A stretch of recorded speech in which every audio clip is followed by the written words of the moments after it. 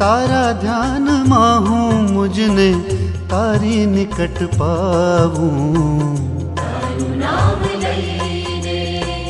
तारू नाम लईने हूँ पोढ़ी जाऊं, तारू नाम लईने हूँ पोढ़ी जाऊं। The church celebrates the birthday of John the Baptist, austere, fearless, at times harsh precursor of Jesus. In many ways, Father Anton reminds me of John the Baptist. Father Anton, a man for others, realized the financial need of his family and soon after SSC began working as a conscientious young man in the railways in Ajmer. As we heard in the first reading, we are all chosen by God from our mother's womb. At times, that vocation unfolds slowly, as it seems to have happened in the case of Father Anton. He was well settled in his job when the Lord called him to leave his job, his way of life, and follow him. And this is precisely what Anton did. At the ripe age of 28, he joined the Society of Jesus to dedicate his life in the service of God and his people in Gujarat. And so the first lesson we learn from his life is accepting one's responsibility as one sees it, but at the same time being constantly open to God's further specification of his call or change of vocation. After his ordination in 1972, at the age of 36, he was appointed assistant principal in the newly founded St. Xavier School, Surat. His facility with accounts and his meticulous work made his superiors put him as assistant province treasurer in Ahmedabad. He accepted the job, first working under Father Salias, and then Father Murray, and then taking over the reins from Father Murray and being the province treasurer. After 18 long years as treasurer in these positions, he accepted to be once again treasurer of Vidyajyoti, Delhi.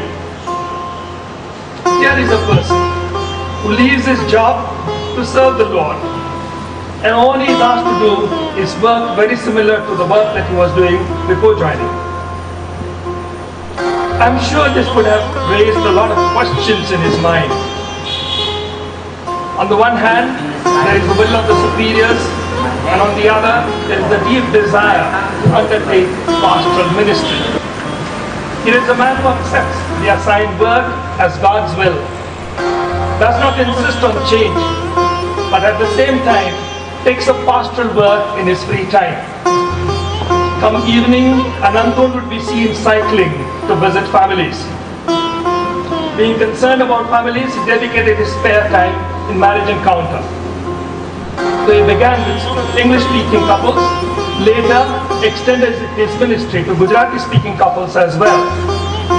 When he got a chance of sabbatical, he went to the US to familiarize himself with his chosen apostolate. He can be called pioneer of marriage encounter in Gujarat. When he realized that he had done all that he could in and through marriage encounter, he moved to RIP.catholic. By now, a popular priest, he went all out to deepen the faith of people. A man of faith made sure that others also shared his faith experience. To accept superior's wish, to do the work assigned conscientiously, but at the same time not to neglect the call one feels in one's bones, is the second lesson that we learn from the life of our Anton. Anton was a treasurer. He had a lot of money, but his own lifestyle was extremely simple. A few baggy pants and bush shirts were perhaps his only possessions. He preached both by his word and example. He was also in charge of the Glenview Villa. Taking care of a villa in Mount Abu from Ahmedabad was not an easy task.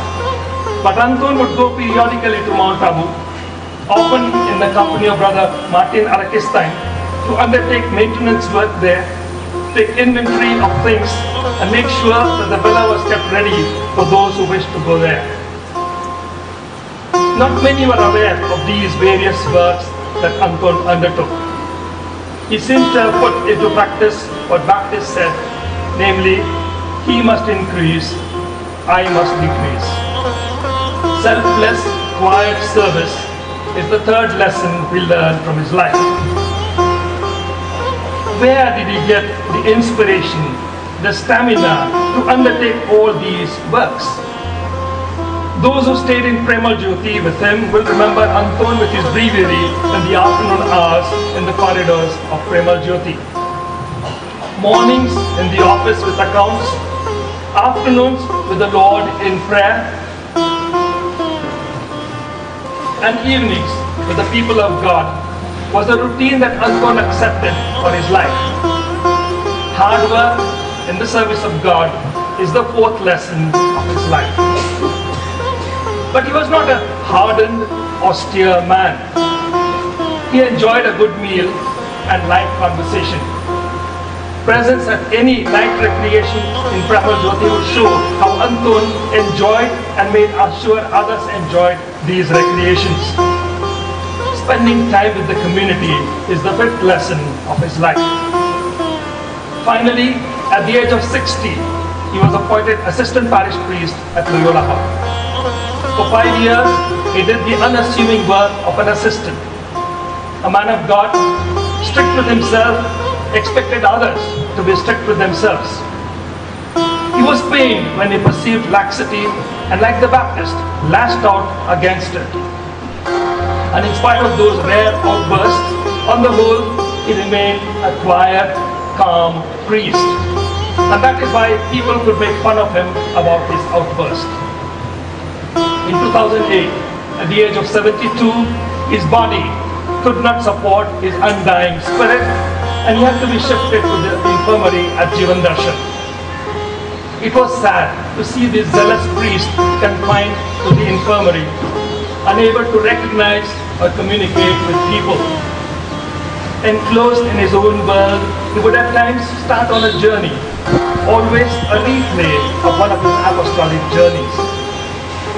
Like the Baptist, he chose to play the second fiddle. Like the Baptist, he served the Lord with all his might. Now, at last, the Lord has called his good and faithful servant to be with him. Thank you, good Father Anton. This was the way he called everyone, good Father so-and-so. May God grant him eternal rest. May we imitate his virtues and one day join him in God's kingdom.